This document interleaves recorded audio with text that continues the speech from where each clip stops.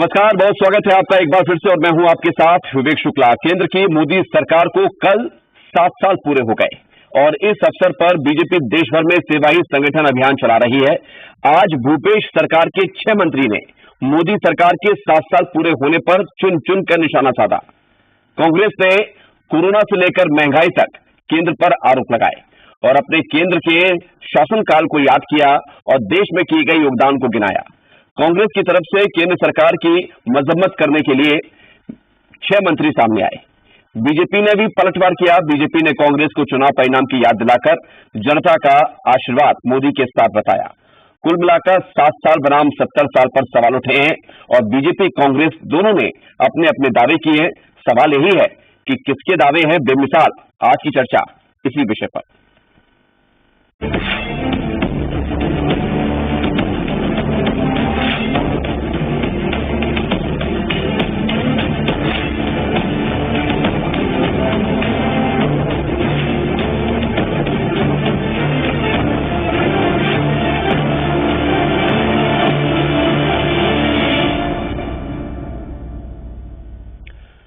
तो सबसे पहले ये जान लेते हैं कि किसने क्या कहा है। रायपुर में आज भूपेश सरकार के 6 मंत्री सामने आए। केंद्र की मोदी सरकार पर निशाना साधा। एक प्रेस कॉन्फ्रेंस में मंत्री रविंद्र चौबे, प्रेम साय सिंह टेकाम, शिव डहरिया, अमरजीत भगत, मोहम्मद अकबर और कवासी लखमा शामिल हुए।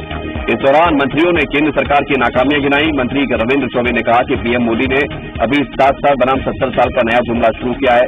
उन्होंने कहा कि आज शव गंगा में बहाए जा रहे हैं। लाखों लोगों की मौत कोरोना से हो चुकी है। किस ने क्या कुछ कहा है, सुनिए। कल 7 साल पूरा होने पर लगातार 7 साल जुमलों की बात करने वाले, मन की बात करने वाले प्रधानमंत्री जी ने एक बड़ा जुमला और फेंक दिया। उन्होंने कहा 70 साल बनाम 7 साल। लगातार 7 साल उनके जुमले को हम सुन रहे हैं।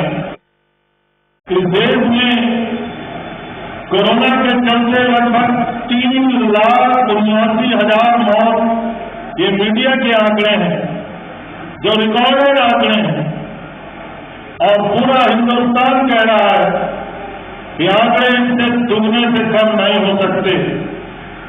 तो इस देश में हुई लाखों मौत का जिम्मेदार कौन? शुक्रमुख बन करके क्यों है हमारी प्रधानमंत्री जी मौन? इन 7 सालों में ये सरकार पूर्णता असफल रही है। केवल एक खेल करती है, पैसे के बल पे सरकार गिराने की साजिश, राज्यों को अस्थिर करने की साजिश और राज्यों को सीधा आर्थिक नुकसान करने की साजिश लगातार केंद्र सरकार कर रही है।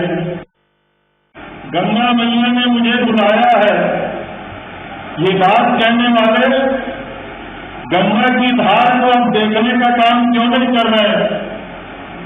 प्रतिदिन 20 से 25,000 शव उनके बनारस प्रयागराज होते हुए बहाए जा रहे हैं। इसका उत्तर कौन देगा?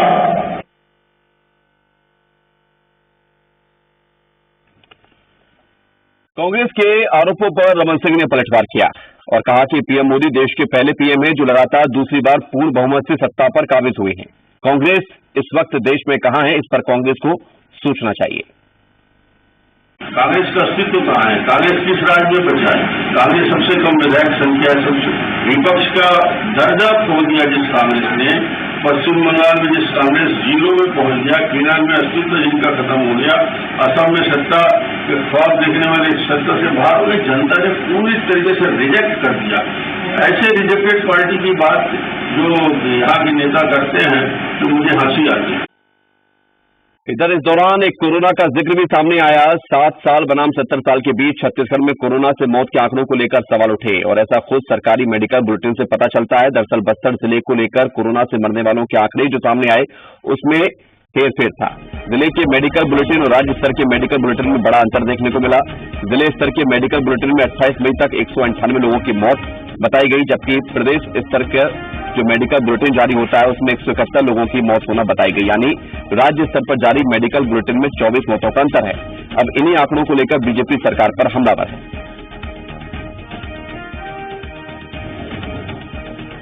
और 7 साल बनाम 70 साल, इसको लेकर जब आरोप लग रहे हैं, दावे किए जा रहे हैं, तो चर्चा की शुरुआत करते हैं। सवाल का जवाब लेते हैं कि किसके दावे बेमिसाल हैं। केदार गुप्ता, नेता बीजेपी से हमारे साथ जुड़ रहे हैं, और कांग्रेस से पक्ष रखने के लिए नितिन भंसाली, प्रवक्ता है कांग्रेस के, हमारे साथ जुड़ रहे हैं। बहुत स्वागत आपका केदार गुप्ता जी और नितिन भंसाली जी, जी मध्य प्रदेश छत्तीसगढ़ में शामिल होने के लिए। और सबसे पहले हम नितिन भंसाली जी सवाल आपसे करेंगे। केंद्र की सरकार को 7 साल हो गए, लेकिन बीजेपी तो कह रही है कि आपने पूरे देश भर में अपना वजूद ही खत्म कर लिया, विपक्ष की भूमिका में आप हैं नहीं, पश्चिम बंगाल में आपको एक भी सीट नहीं मिलती है, तो फिर आप किस हैसियत से केंद्र को आंक रहे हैं?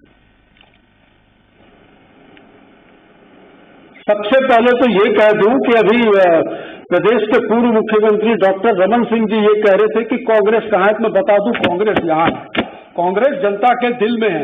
7 साल बेमिसाल की बात करते हैं, मैं बताता हूं 7 साल बदहाल अंबानी, अडानी और इनके चंद पूंजीपति मालामाल, इन्होंने किया क्या?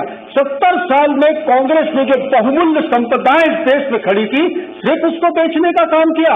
आज 7 साल पहले की हम बात करें, महंगाई की बात करें, जिस मुद्दे पर रसोई गैस के सिलेंडर इनके नेता सिर पर रखकर संसद के बाद, मुझे अच्छे से याद है, स्मृति ईरानी जी जो एक अदाकारा भी हैं और एक राजनेता भी हैं, ये वहां पर खड़े होकर आंदोलन करते थे और कहते थे बहुत हुई महंगाई की मार, महंगाई डायन है। आज वो जो महंगाई जो डायन थी, वो इनके राज में 7 सालों में अप्सरा हो गई है। पेट्रोल और डीजल के दाम देखिए, आज बीजेपी के प्रवक्ता बैठे होंगे, उनसे पूछिए 7 साल पहले वो डीजल और पेट्रोल अपनी गाड़ी में कितने रुपयों में डलवाते थे और आज कितने रुपयों में डलवा रहे। खाने का तेल, सरसों का तेल, अनाज, राहर दाल और हर चीज की बात करें, महंगाई 7वें आसमान पर है। आज हम कोविड की बात करें, ये कोविड आया कहां से? राहुल गांधी जी ने पूर्व में ही चेतावनी दी थी पिछले साल जनवरी में कि हमें सतर्क हो जाना चाहिए, नहीं हुए। नमस्ते से सरकार गिराना, इसके भी पूर्ण रूप से जिम्मेदार कांग्रेस ने, जहां कांग्रेस की सरकार है वहां पर राहुल गांधी की बात क्यों नहीं मानी गई? वहीं पर सतर्क हो जाती तो बीजेपी शासित राज्यों के लिए एक नजदीकी बन जाता, उदाहरण ही बन जाता और आपकी बात में और मजबूती आ जाती। ये अंतर्राष्ट्रीय, मैं बहुत अच्छा सवाल किया आपने विवेक जी, अंतर्राष्ट्रीय उड़ानों को बंद करना, रोकना, या फिर वहां से जो लोग आ रहे हैं उनको क्वारंटाइन करना, यह बात आई थी। कहां किया गया? ये कोरोना आया कहां से? ये कोरोना कोई भारत से नहीं आया, ये कोरोना अन्य देशों से आया है। सजा पास माने गलतियां पासपोर्टों ने की, ठीक है, सजा जो है वो राशन कार्डों ने भुगती। लेकिन उसी कोरोना काल में आपके स्टेट में, आपकी सरकार में आंकड़े छुपाए जा रहे हैं मौत के। अंतर है राज्य जो आंकड़े जारी करता है और जिले स्तर पर जो आंकड़े जारी होते हैं उसमें। बिल्कुल नहीं। जो व्यक्ति ये आरोप लगा रहे हैं, मैंने देखा टीवी पे स्क्रीन पे आती अजय चंद्राकर जी, वो 1 नंबर के झूठे हैं। पूर्व में स्वास्थ्य मंत्री भी रहे, 15 साल जो स्वास्थ्य सुविधाओं को बदहाल करके इन्होंने रखा था, उसको पटरी पर लाने का काम कर रहे हैं हम, और हमने किया भी है। कोरोना में बेहतर नियंत्रण की स्थिति में देश में छत्तीसगढ़ है, यह भी मैं आपको बता दूं। और आंकड़ों की बात करूं, ये आंकड़ों के माया जाल की बात करते हैं, इनके पास क्या प्रूफ है, ये प्रूफ पता है। दूसरी बात, मौत के आंकड़े हो, कोरोना पॉजिटिव केस के आंकड़े हो, ये टेस्टिंग के जो आंकड़े हो, ये दिन में 3 से 4 बार अपडेट होते हैं। ठीक है, 3 से 4 बार जिलों से ये आंकड़े बनाए जाते हैं। यही तो समस्या है, सकता है कि आपके यहाँ जो आंकड़े अपडेट हो रहे हैं वो दूसरे राज्यों में बगैर अपडेट किए आप लोग वही आरोप लगाते हो कि सरकारें आंकड़े छुपा रही है। खैर, आंकड़ों पर ना जाकर 7 साल बनाम 70 साल पर ज्यादा केंद्रित रखेंगे आज की चर्चा को। केदार गुप्ता जी, महंगाई बढ़ी है, बेरोजगारी बढ़ी है, कारण आप कोरोना को बता देंगे, लेकिन उससे पहले भी जीडीपी की हालत कुछ ठीक नहीं थी। 2016 के बाद लगातार जीडीपी डाउनफॉल में गई है और 2019 तक तो स्थिति बहुत खराब हो गई थी। उसके बाद कोरोना आ गया तो कमर टूट गई। तो बेमिसाल तो रहे 7 साल, आप बताते हैं बार बार, लेकिन जनता का हाल भी तो बुरा है, ये भी तो देखिए। पहले तो मैं आपको ये बात से अवगत कराना चाहूं कि पूरे कोरोना काल में कांग्रेस का कोई मंत्री बयान देने सामने नहीं आया, कोई मंत्री किसी जिले में नहीं गया, अपनी विधानसभा में भी नहीं गए। और बड़े दुख की बात है, बहुत दुख की बात, कि लोकतांत्रिक प्रक्रिया में जो सरकार बड़े बहुमत से छत्तीसगढ़ में है, उसके माननीय मुख्यमंत्री जी कहते हैं कि जिलों में निर्णय कलेक्टर लेंगे, कलेक्टर के हिसाब से चलेगा। और आज अगर राजनीति की बात आई, केंद्र को कोसने की बात आई, तो 1 नहीं, 2 नहीं, 3 नहीं, 5 नहीं, अरे 6 मंत्री सामने आ गए। कोरोना चला गया, कोरोना से लड़ाई जनता ने लड़ ली, समाज सेवी लोग सामने आके लड़ लिए। तब आज मंत्रियों को याद आ रहा है कि वो 7 साल को कोसना है। जिसमें आयुष्मान योजना 5 लाख की कोरोना के इलाज के लिए माननीय प्रधानमंत्री ने दी, 2 महीने का अनाज मुफ्त गरीब भाइयों को हमारे दिया कि जिसमें कोरोना से वो पीड़ित है उनका पेट भर सके, उसके लिए 6 मंत्री आज आपको याद होगा, हम लोग तो लगातार डिबेट में बैठते हैं, पिछले 2-3 महीने से कोई मंत्री का पता नहीं, सब घर में घुसे हुए हैं। भारतीय जनता पार्टी सेवाई संगठन के आधार पर आज घर घर में जाकर जनता की सेवा की, सूखे अनाज से केदार गुप्ता जी, पूर्व मुख्यमंत्री रमन सिंह ने कहा कि कांग्रेस कहाँ है, चुनाव हार रही है, लेकिन छत्तीसगढ़ में तो आप हार गए। बात है तो क्या छत्तीसगढ़ की जनता ने पीएम मोदी को, केंद्र की बीजेपी को, पूरी बीजेपी को वो प्यार क्यों नहीं दिया फिर? देखिए, बहुत सीधी बात है, 15 वर्षों तक हम शासन में रहे, कुछ गलतियां हुई होगी, जनता परिवर्तन के मन बनाई होगी और परिवर्तन किया, हम उसको स्वीकार करते हैं। मैं तो कह रहा हूं, बहुत विपक्ष बहुमत से है माननीय भूपेश बघेल जी की सरकार, पर आज 6 मंत्री एक साथ, आप सोचिए, विचार करिए, ये कोरोना काल में किसी एक दिन कोई मंत्री का स्टेटमेंट आया?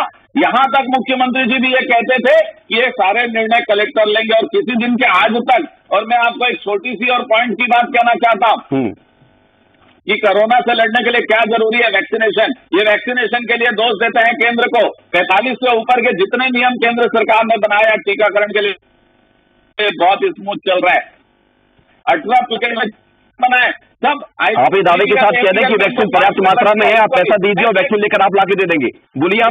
बिल्कुल, अरे मैं कह रहा हूं आपको, उत्तर प्रदेश में आज वैक्सीन, कल वैक्सीन लगे 3,24,000। उत्तर प्रदेश की बात छोड़िए, छत्तीसगढ़ की बात कीजिए। मैं 3,06,000, पश्चिम बंगाल में 2,77,000 और नितिन मंसाली जी सिर्फ 17,000। वैक्सीनेशन का जिक्र अगर हो गया है तो इस पर सवाल का जवाब दे दीजिए।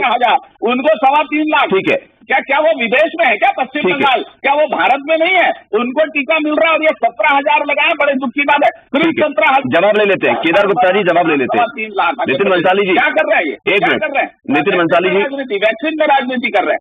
नितिन मंसाली जी, वैक्सीन आप लगवा नहीं पा रहे हैं, दूसरे रास्ते लगवा रहे हैं, और दूसरी टीकाकरण उत्सव किसने चलाया था, किसने शुरू किया? आपके मंत्री कहाँ गायब रहे, वो सवाल पूछ रहे हैं। कहाँ झूठ बोलते हैं, इनका नाम हमने रखा है भारतीय झूठा पार्टी, भारतीय झूठा पार्टी नाम रखा है। गुप्ता जी, समय वैसे ही खत्म हो रहा है, दोनों एक साथ बोलोगे किसी की आवाज नहीं आएगी। नितिन मंसाली जी बोलिए। दिल्ली प्रदेश के माननीय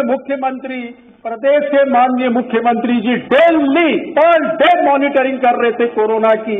स्वास्थ्य मंत्री अपने अमले पे डटे हुए थे, सारे विभाग के हमारे अधिकारी कहें, विधानसभा में हमारे विधानसभा के जो निर्वाचित विधायक है वो अपने क्षेत्रों में, प्रभारी मंत्री, हर व्यक्ति यहाँ पर कोरोना से लड़ाई लड़के उसको जीतने की ओर काम कर रहा था। ये बड़ी बड़ी बात कर रहे थे कि हमारे मंत्री कहाँ थे, 6 मारे हमारे। नितिन मंसाली जी, समय समाप्त हो रहा है। वैक्सीनेशन को लेकर उन्होंने कहा है कि पर्याप्त मात्रा में, तो आप उनकी मदद ले लीजिए। मैं पूछना चाहता हूँ, नहीं विवेक जी, एक प्रश्न पूछूंगा। इन्होंने हमारे मंत्रियों के बारे में कहा, इनके निर्वाचित 9 सांसद कहाँ थे, इनके 2 राज्यसभा सदस्य कहाँ थे, इनके पूर्व मुख्यमंत्री कहाँ थे?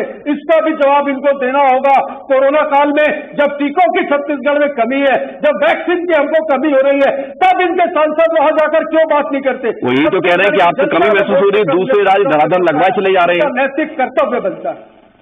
कमी है तो आप इनको ले जाइए ना अपने साथ में, और वैक्सीन लीजिए। इसका नाम शुरू में ही रख दिया था भारतीय झूठा पार्टी। आज मैं आपको बता दूं विवेक जी, वैक्सीन खत्म हो चुकी है। ठीक है, अरे वैक्सीन खत्म हो गई तो मंगवाइए ना। केवल टीवी डिबेट में आकर वैक्सीन खत्म हो गई, कहने भर से स्थिति नहीं सुधरेगी ना।